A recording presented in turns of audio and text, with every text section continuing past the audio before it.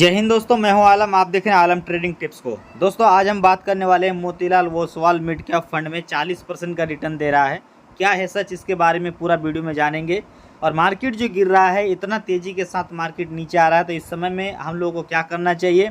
क्या mutual fund में investment हम लोगों को बढ़ा देना चाहिए। क्या मिड कैप फंड में 40% का रिटर्न गारंटेड मिलता है। क्या म्यूचुअल फंड में पैसा लगाया हुआ मेरा भाग तो नहीं जाएगा, गिर तो नहीं जाएगा, घट तो नहीं जाएगा। इन सभी सवालों का जवाब एक एक करके आज का वीडियो में देंगे। वीडियो में आप एंड तक बने रहिए। तो दोस्तों सबसे पहले अगर वर्तमान स्थिति में मार्केट की अगर बात किया जाए तो यहाँ पे लोग डरे हुए हैं, पोर्टफोलियो सेल कर रहे हैं, मार्केट में गिरावट हो रहा है।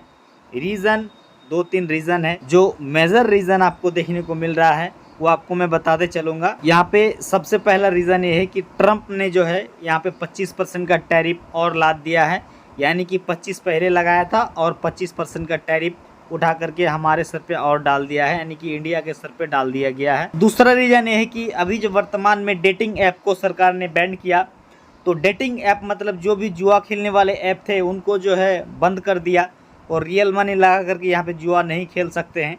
तो उसमें एक कंपनी आता है नज़ारा टेक कह के, उन कंपनी का शेयर गिरा और उसमें जो है राकेश झुनझुनवाला का बहुत ज़्यादा वहाँ पे शेयर होल्डिंग था। तो यहाँ पे देखा जाए तो राकेश झुनझुनवाला तो वर्तमान स्थिति में नहीं रहे, लेकिन अभी जो वर्तमान स्थिति में देखा जाए तो रेखा झुनझुनवाला जी इसका जो पोर्टफोलियो को मैनेज करते हुए नज़र आती है। तो हाल ही फिलहाल में जो नज़ारा टेक में गिरावट देखने को मिला है, तो 2-3 महीने पहले ही रेखा जी ने यहाँ पे बहुत सारे शेयर को बेच दी थी। ऐसे में लोगों का नज़र उस पर पड़ता है और सांसद के द्वारा उसके ऊपर एलिगेशन डाला जाता है।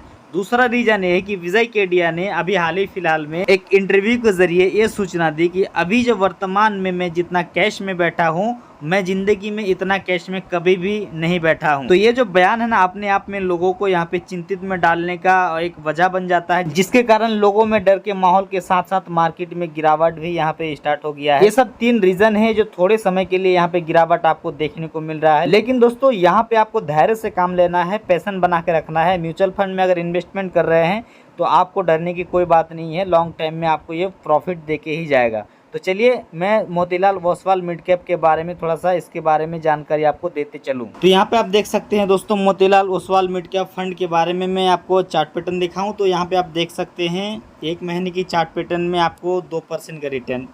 वहीं पे अगर आप 6 महीने की चार्ट पैटर्न पर देखेंगे तो एनुअल रिटर्न आपको 13% दिखा रहा है। वहीं पे अगर आप 1 साल के चार्ट पैटर्न पर देखेंगे तो 2% का रिटर्न। वहीं पे आप 3 साल के चार्ट पैटर्न पर अगर आप रिटर्न देखेंगे तो 29% का रिटर्न। वहीं पे आप 5 साल के चार्ट पैटर्न पर देखेंगे तो आपको लगभग यहाँ पे 34% का रिटर्न देखने को मिल जाता है। वहीं पे दोस्तों इसका ऑल टाइम चार्ट पैटर्न पर नज़र डालेंगे तो यहाँ पे आप देख सकते हैं 2014 से ये फंड स्टार्ट हुआ और अभी तक यहाँ पे अगर बात किया जाए तो लगभग आपको 24% का रिटर्न आपको यहाँ पे देखने को मिल जाता है। अब दोस्तों यहाँ पे इसका रैंकिंग की अगर बात करें तो यहाँ पे आप देख सकते हैं 5 रैंकिंग में आता है। और इसका फंड साइज की अगर बात करें तो यहाँ पे आप देख सकते हैं 33,608 करोड़ इसका फंड साइज है। मतलब इतना पैसा को ये मैनेज करते हुए नज़र आ रहा है।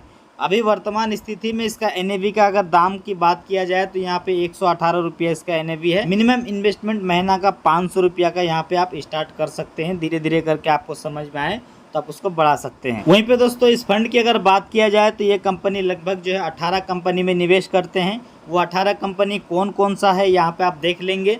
आपको यहाँ पे रुक रुक करके देखना पड़ेगा। आपको कुछ कंपनियों के बारे में मैं आपको बता दूंगा, लेकिन आपको धीरे धीरे करके रुक रुक के आपको देखना पड़ेगा, क्योंकि बताने जाऊंगा तो बहुत सारा कंपनी है तो आपको टाइम वेस्ट हो जाएगा। इसीलिए आप थोड़ा सा रुक रुक के यहाँ पे देख सकते हैं।